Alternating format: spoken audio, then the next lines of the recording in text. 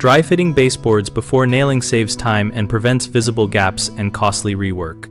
Dry fit each piece in sequence against the wall and adjoining boards, checking for flushness, consistent reveal, and tight joints before you ever pick up a nail gun or hammer. Start by cutting and placing one full-length board at a time. Hold it in the exact final position and examine both top and bottom edges against the wall and floor. Small gaps at the top usually mean wall irregularities that require scribing or shimming.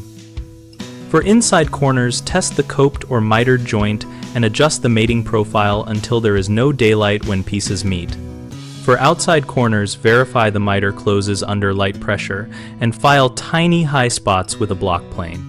Mark precise nail locations on the baseboard where studs lie by using a stud finder or by tapping to hear a solid sound, and transfer those marks to the board so you can fasten into solid backing. If you encounter uneven floors, use thin paint stick shims behind the baseboard at the low spots and trim them flush after nailing.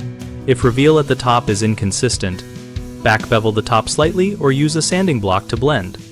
Once every joint and length fits cleanly, remove each piece only long enough to apply adhesive if desired, and then reinstall and drive fasteners at your marked points. This sequence prevents splitting and keeps joints tight while making final caulking minimal. Common mistakes start with nailing pieces up immediately without test fitting, which leads to mismatched joints and visible gaps, so always place and inspect before fastening.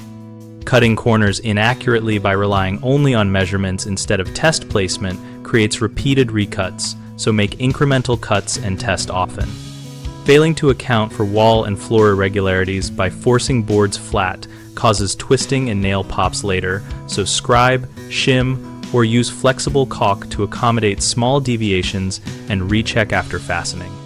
At bighomeprojects.com, we help homeowners find local contractors and share project experiences that relate directly to trim and finish work.